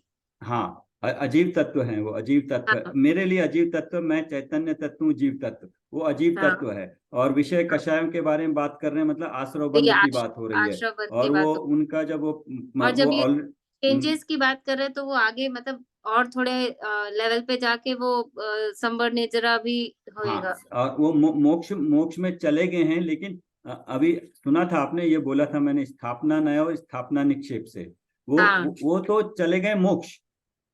अभी महावीर भगवान तो मोक्ष चले गए, वो तो सिद्ध राइट। बन गए, लेकिन हम उनको स्थापना कर रहे हैं, उनको महावीर के रूप में, अरिहंत तीर्थंकर के रूप में हम स्थापना कर रहे हैं नए की अपेक्षा से। वो अभी तो नहीं है ना, वो तो सिद्ध है आज के दिन तो, लेकिन हम उनको अरिहंत में स्थापना कर रहे हैं अरंत की। क्यों? क्योंकि हमें सिद्ध तो दिखाई नहीं देते, अमूर्तिक है वो तो है नहीं, तो हमें कुछ ना कुछ अवलंबन चाहिए ना, उनके बारे में देख के हम उनके अनुसार हमारे भाव सुधरे, उनके गुणों का चिंतन कर सके, तो उनको देख के हमें याद आएगा ना। तो एक फोटो की तरह मूर्ति हमारे सामने होती है, तो इसलिए उसमें स्थापना निक्षेप कर रहे हैं, उसमें स्थापना कर रहे हैं। ये स्थापना निक्षेप हमने 4 निक्षेप करे थे, नाम, स्थापना, राइट। ये तत्वार्थ सूत्र में पढ़े थे पहले या दूसरे हाँ चैप्टर में। फर्स्ट अध्याय में ही था ये। हाँ, नाम, स्थापना और भाव निक्षेप किए द्रव्य थे ना। भाव। हाँ, यस। तो उसका यहाँ पे उपयोग होता है, देखेंगे अगर हम अब हम यहाँ पे रेफरेंस आया है ना, अब हम जाके उसको वापस देखेंगे, तब हमको उसका भाव समझ में आएगा कि स्थापना निक्षेप का मतलब क्या है।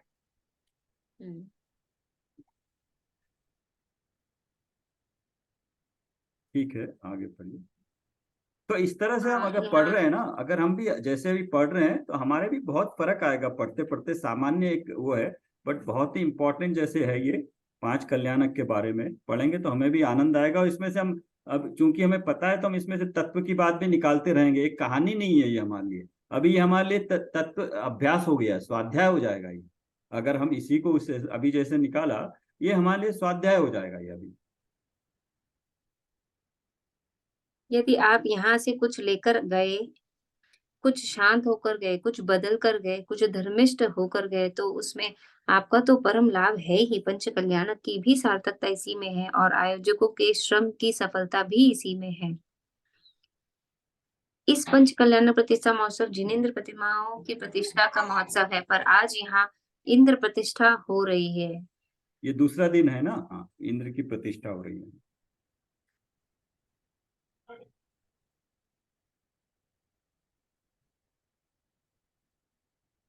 यह तो आप जानते ही है कि तीर्थंकरों के जो असली पंच कल्याण प्रतिष्ठा महोत्सव हुए थे, उन सभी का संचालन इंद्रों ने ही किया था।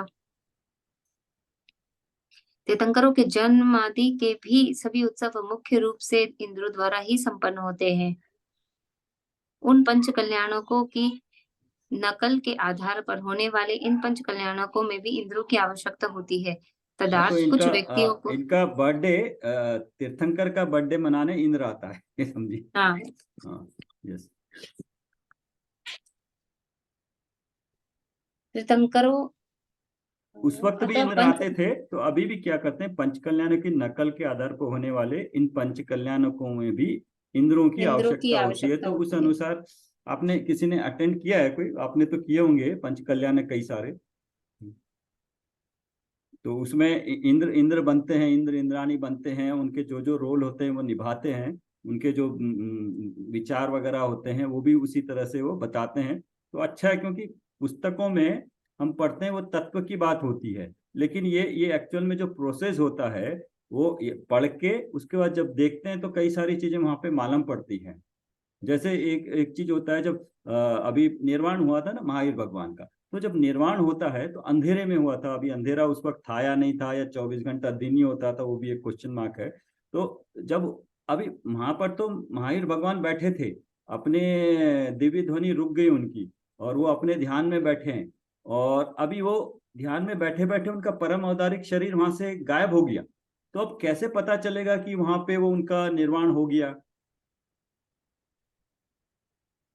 शरीर गायब हो गया इसलिए नहीं, अभी और कैसे क्योंकि पता वो तो चलेगा कि वहां पे कुछ तो होगा ना, परम औदारिक शरीर, वहां से पूरा परमाणु अपने अपने जगह बिखर जाते हैं और अपने मिल जाते हैं, जहां जहां से आते सारे बिखर जाते हैं, तो कुछ भी नहीं रहता है। तो कैसे पता चलता है कि यहाँ से इस जगह से कि महावीर भगवान का निर्वाण हो गया या निर्वाण हो गया, कैसे पता चलता है? तो ये उसमें एक चीज होती है कि जब वो चले जाते हैं ना, तो सारा शरीर तो विलय हो जाता है, लेकिन उनके जो बाल होते हैं और नख होते हैं, नाखून, वो वहां पे रह जाते हैं। उसको फिर और एक कुबेर या कोई आता है, उसको ले जाके अग्नि से जलाता है, कुछ एक प्रक्रिया है, तो उससे वो पता लगता है कि वहाँ, हाँ, अभी चले गए हैं, क्योंकि उनका उसमें निर्वाण आत्मा हो गया। होती नहीं है ना, हाँ, बाल और नख में आत्मा होती नहीं है। हाँ, आत्मा होती नहीं है और वो रह जाते हैं, वो वहीं पे रह जाते हैं, तो उसको देख के पता लगता है। उसकी एक डिस्पोजल की प्रक्रिया एक अलग है, तो उसको देख के पता लगता है कि हाँ, अभी इनका निर्माण हो गया, एक तरह से प्रूफ की तरह वो सामने आता है। तो ये क्रियाएं पता लगती है थोड़ी थोड़ी। पदार्थ कुछ व्यक्तियों को चुनकर इंद्र प्रतिष्ठा द्वारा उन्हें इंद्र बनाया जाता है। हाँ, उसमें इंद्र प्रतिष्ठा द्वारा, इंद्रों की भी प्रतिष्ठा करते हैं, कोई क्रिया होती है, उससे उनको इंद्र घोषित किया जाता है कि इतने दिनों के लिए तुम ये इंद्र बनोगे। हर एक के इंद्रों के नाम भी अलग अलग होते हैं, इंद्राणियों के नाम भी अलग अलग है। सौधर्म इंद्र होता है, कुबेर होता है, इस तरह से अलग अलग हैं। ये सभी प्रतिष्ठित इंद्र पंच कल्याणक की वे सभी क्रियाएं प्रक्रियाएं विधिवत संपन्न करते हैं, जो क्रियाएं प्रक्रियाएं ऋषभ देव के असली पंच कल्याणक में सौधर्म इंद्रों ने की थी। यह इंद्र प्रतिष्ठा इसलिए भी आवश्यक है कि यह पंच कल्याणक प्रतिष्ठा महोत्सव एक अत्यंत विशाल और महान महोत्सव है। इसकी पूजा पाठ और क्रिया प्रक्रिया में जो व्यक्ति सम्मिलित हो जाता है, वह बीच में इससे अलग नहीं हो सकता। यदि किसी व्यक्ति के घर सुआ या सूतक हो जावे तो समस्या खड़ी हो सकती है, पर इस इंद्र प्रतिष्ठा से उस 8 दिन के लिए उस व्यक्ति का गोत्र ही बदल जाता है, जाति ही बदल जाती है, गति ही बदल जाती है। इस कारण उसे उस सुआ सूतक का दोष नहीं लगता। अब तो वह इंद्र बन चुका है, साधारण मानव नहीं रहा है, तो मानव परिवार को लगने वाले सुआ सूतक से वे कैसे प्रभावित हो सकता है?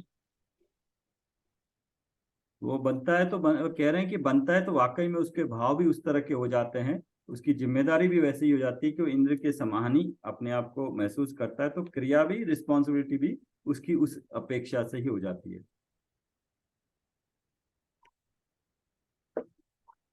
अच्छा, मतलब सच में अगर उनके घर में कोई सूतक लगे तो भी वो मतलब ये नहीं है, सूतक नहीं होता हाँ, ऐसा? यह सूतक एप्लीकेबल नहीं होगा, क्योंकि अभी वो ये इंद्र मानव बन के लिए है ना, मनुष्यों के लिए है ये सुआ सूतक। कोई किसी का डेथ हो गया तो 12 दिन कोई सूतक लग जाता है, किसी के घर में जन्म हो गया बच्चे का तो कुछ सूतक लग जाता है, तो इस तरह से। लेकिन इंद्र को वो नहीं लगता, क्योंकि अभी वो देव के रूप में वहां प्रतिष्ठित हुआ है, अभी मनुष्य नहीं रहा, देव के रूप में प्रतिष्ठित हुआ है।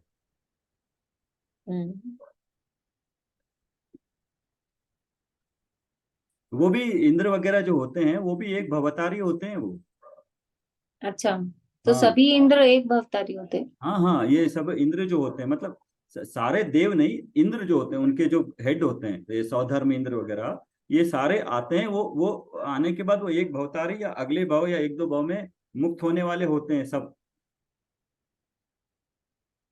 निमित्त बनता है, जो कहते हैं ना कि जिसकी संगति में रहते हैं वैसे भाव आते हैं, और वो अपना भी वैसे ही हो जाता है। तो इसलिए अगर ऐसी जगह पे जाते हैं तो हमारी भाव भी ऐसे ही होते हैं। इसलिए तो जब समोशरण में जब जितने लोग जाते हैं, कईयों में, लाखों में लोग मुनि व्रत धारण कर लेते हैं, लाखों का केवल ज्ञान हो जाता है, लाखों को मुक्ति भी हो जाती है, क्योंकि वो निमित्त ऐसा ही होता है। तो जिस जिस जैसा निमित्त हमें हम रखते हैं, संगति रखते हैं, जिस जहाँ जाते हैं, उस अपेक्षा से हमारे भाव भी वैसे ही हो जाते हैं।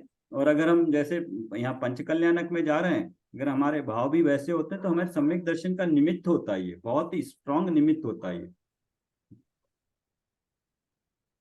यहाँ यह प्रश्न संभव है कि यह सब तो नाटक सा लगता है, पर भाई साहब यह एक प्रकार का नाटक ही तो है, क्योंकि इसमें असली पात्र कहाँ है? इसमें न तो असली तीर्थंकर ऋषभ देव है और न असली इंद्रादि। नाटक में भी तो यही होता है कि पौराणिक ऐतिहासिक असली पात्रों के जीवन में जो कुछ भी घटित हुआ था, उसे स्टेज पर अभिनय के माध्यम से पात्रों द्वारा प्रस्तुत किया जाता है। यहाँ भी पौराणिक तीर्थंकर महापुरुषों के जीवन की महत्वपूर्ण घटनाओं को स्टेज पर प्रस्तुत किया जा रहा है। पौराणिक पुरुषों के जीवन को नाटक के रूप में प्रस्तुत करने वालों का भी उद्देश्य यही होता है कि लोग उनके जीवन दर्शन से शिक्षा ग्रहण करें, और इसका उद्देश्य भी लगभग यही है। पर इस पंचकल्याणक को नाटक कहने से कुछ लोगों को अटपटा सा लगता है और वे लोग इस बात पर नाराज भी होने लगते हैं। वे कहते हैं कि आप हमारे इस महान उत्सव को नाटक कहते हो। नाटक शब्द का सही भाव न समझने के कारण उन्हें इस प्रकार का विकल्प आता है, पर नाटक शब्द स्वयं मान है। आचार्य अमृतचंद्र ने तो ग्रंथाधिराज समयसार को भी नाटक समयसार कहा है, क्यों ये प्रतिष्ठा पाठ समयसार से भी महान है।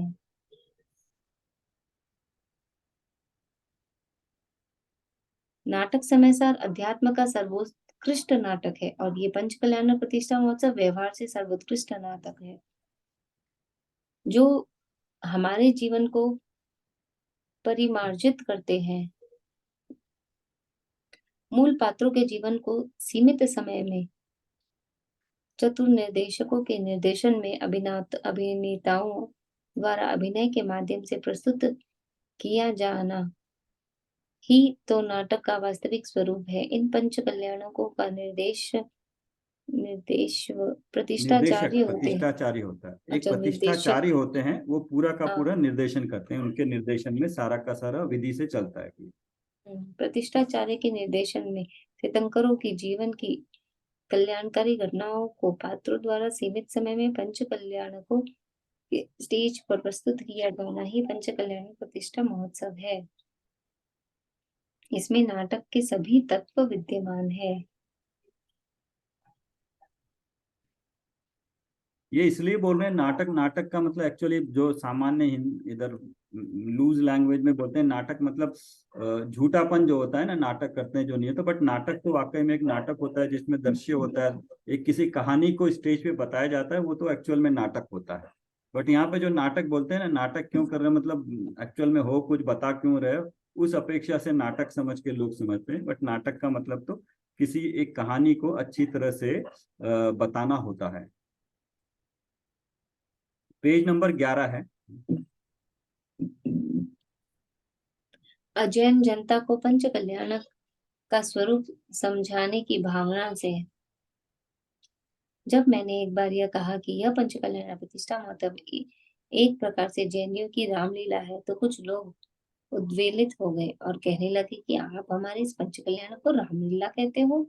मैंने उन्हें समझाने का प्रयत्न किया कि भाई साहब, ये अजैन भाई रामलीला के उदाहरण से इसका स्वरूप जितनी अच्छी तरह समझ सकते हैं, उससे अच्छा और कोई उपाय नहीं है। मैंने रामलीला का उदाहरण देकर पंच कल्याणकों को प्रतिष्ठा घटना नहीं पंच कल्याणकों की प्रतिष्ठा घटाना नहीं चाहता, अपितु बढ़ाना चाहता हूँ। मैं पंच कल्याणकों का विरोधी नहीं हूँ। राम भी तो भगवान है। जैनियों के यहाँ भी वे तीर्थंकरों के समान वितरागी सर्वज्ञ होकर मोक्ष गए हैं। रामलीला में उनके जीवन को प्रदर्शित कर जनता को सन्मार्ग पर लगाना का ही प्रयास किया जाता है, और इन पंच कल्याणकों में यही होता है।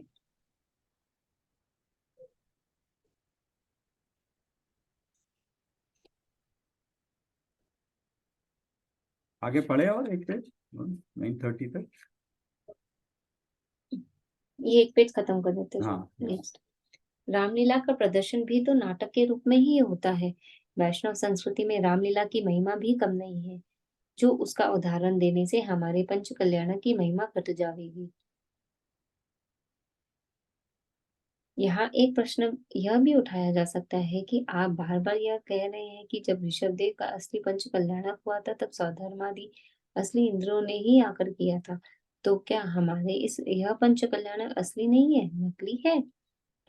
कौन कहता है यह पंच कल्याणक नकली है? यह असली भी नहीं है और नकली भी नहीं है। यदि असली है तो फिर चौथे काल में नाभिराय के घर अयोध्या में जो पंच कल्याणक संपन्न हुआ था, वह क्या था?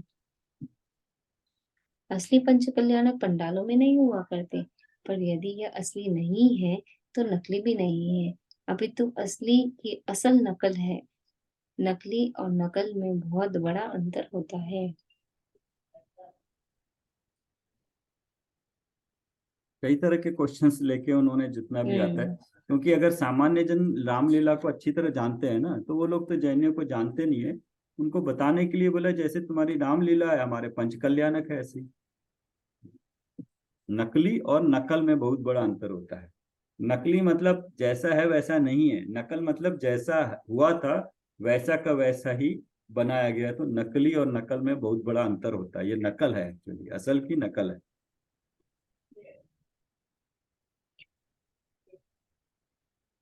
नकली मतलब हो गया सर झूठा टाइप, राइट? जो है नहीं एक्चुअली, नकली है वो तो, फेक है। हम्म। जो झूठे होते हैं ना, चाइनीज प्रोडक्ट असली नहीं होते हैं, झूठे होते हैं, जैसे झूठे हैं वो। लेकिन असली की नकल जैसा है वैसा ही एग्जैक्टली बना हो तो वो नकल हो गई उसकी। तो जीरोक्स कॉपी जो हो गई वो नकल होती है।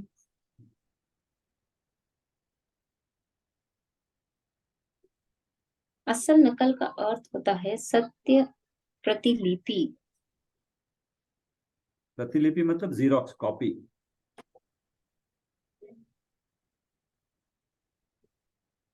सत्य प्रतिलिपि तो मूल के समान ही प्रमाणिक होती है, पर नकली का अर्थ तो एकदम गलत ही होता है। जब कोई व्यक्ति नौकरी के लिए प्रार्थना पत्र देते हैं और उनके साथ प्रमाण पत्र की असल नकल भी लगाता है तो उसका काम हो जाता है। जब कोई व्यक्ति नौकरी के लिए प्रार्थना पत्र देते हैं और उसके साथ प्रमाण पत्र की असल नकल, अच्छा सत्य प्रतिलिपि भी लगाता है तो उसका काम हो जाता है। और यदि नकली प्रमाण पत्र लगावे तो जेल जाना होगा। हाँ, जो यह जीरोक्स होती है, पंचकल्याण। जीरोक्स जो हाँ, होती है वो असली की कॉपी होती है, लेकिन उसकी जगह कुछ और अपना बना के लगेगा तो वो नकली हो जाएगी। यह पंचकल्याणक नकली नहीं है, असली पंचकल्याणक की असल नकल है, सत्य प्रतिलिपि है, अतः इसका फल भी असली के समान ही प्राप्त होता है। नाटक भी तो नायक का असली जीवन नहीं होता, नायक के जीवन की असल नकल ही होता है, पर उसी नकल के रूप में ही प्रस्तुत किया जाता है। उसी प्रकार यह पंचकल्याणक भी तीर्थंकर ऋषभदेव के असली पंचकल्याणक की असल नकल है, पर इसे असली के रूप में ही प्रस्तुत किया जाता है। जिसको हम अंडरलाइन कर सकते हैं, सेकंड लाइन ना, इसका फल भी असली के समान ही प्राप्त होता है। क्योंकि नकल है, वैसे के वैसे ही सारे हो रहे होते हैं, तो अगर उसमें अपना भाव लगता है तो पूरी घटना अपने सामने ऐसे लगता है जैसे हो रही है, तो उसका फल भी असली के समान ही प्राप्त होता है। तो वही कहते हैं इसलिए कि पंचकल्याणक सम्यक दर्शन में निमित्त होते हैं। तो इतना अगर भाव होता है तो इस तरह से निमित्त हो सकते हैं। अच्छा है ये, ठीक है। तो शायद बाकी इसको कंप्लीट कर लेंगे, थोड़ा थोड़ा कर। पढ़ू सर? रुकते हैं, आज 9:26 हो गया है ना, बाकी भी चलेगी। आप क्या कहना चाहेंगे इस बारे में कि क्या है, कैसा है? अच्छा है सर, मतलब ठीक है हम्म पढ़ने से। मतलब हम्म। बहुत ऐसे समझ भी आ रहा है और अभी कुछ तक हाँ, उसकी बातें भी वो पूरी निकाल के बता रहे हैं ना, सामान्य रूप से। क्वेश्चन आंसर्स के रूप में ऐसे दिया ना, तो हाँ, यस। अच्छा है। तो वो और असल बात तो है ही है, उसके साथ साथ जो विचारात्मक बातें हैं जो चलती रहती हैं वो भी आती रहती हैं उनके बारे में। हाँ, कुसुमलता जी कुछ कहेंगे आप? कैसे लग रहा है ये? पढ़ा हुआ है आपने ये?